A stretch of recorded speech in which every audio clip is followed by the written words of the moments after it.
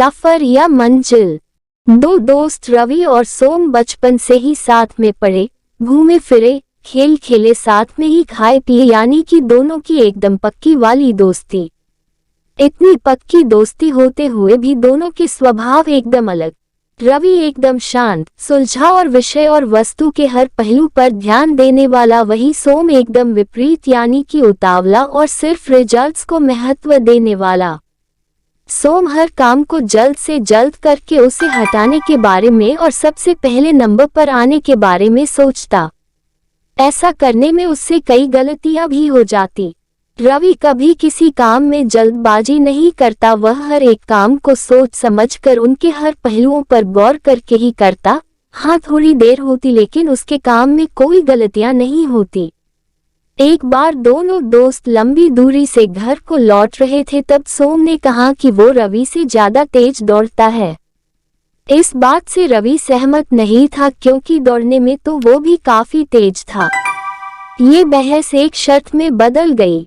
दोनों ने तय किया कि वह जहां पर है वहां से उनके घर तक की दूरी अब वह दौड़कर तय करेंगे और जो सबसे पहले घर पहुंचेगा वह विनर होगा। दोनों ने साथ में दौड़ना शुरू किया। कुछ दूर जाकर वे दोनों कंकड़ पत्थर वाले रास्ते को दौड़ने लगे। वहां पर रवि अचानक रुक गया और अपने जूते खोलने लगा।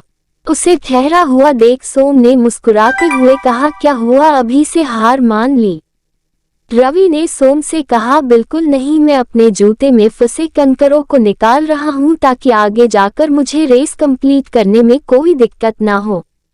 वो बोला, मुझे छोटे मोटे कंकरों की परवाह नहीं है, मैं किसी भी हालत में तुमसे पहले ये रेस कंप्लीट कर लूंगा।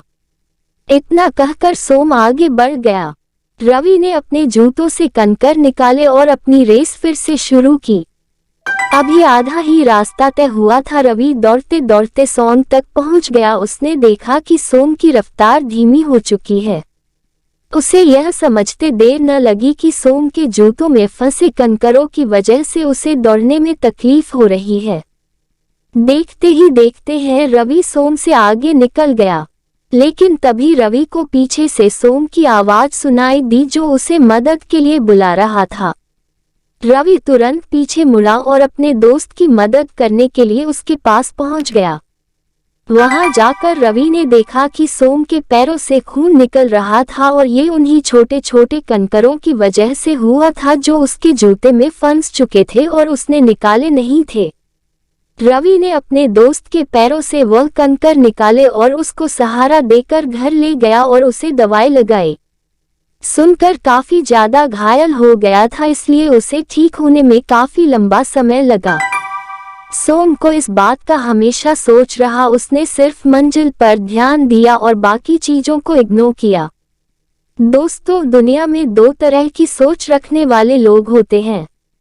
एक वह जो मंजिल को ज्यादा महत्व देते हैं और सफर पर ध्यान नहीं देते। दूसरे वह जिन्हें सफर में भी उतनी ही दिलचस्पी होती है, वह सफर को भी उतना ही एंजॉय करते हैं जितना कि मंजिल को। और ऐसे लोग जानते हैं कि मंजिल तक पहुंचने के लिए सफर में कई सारी चीजों पर ध्यान देना पड़ता है और आखिर में वही सही सलामत अपनी मंजिल पर पहुंचकर उसका आनंद मना पाते हैं। दोस्तों, एक कहानी हमें बहुत ही महत्वपूर्ण बात सिखाती है। हमें अपनी मंजिल पर जरूर फोकस करना चाहिए, लेकिन उस मंजिल तक पहुंचने के सफर को अगर हम सोच समझकर तय करें, उसका आनंद लेते हुए तय करें, तो मंजिल पर पहुंचकर हमें ज्यादा खुशी होगी।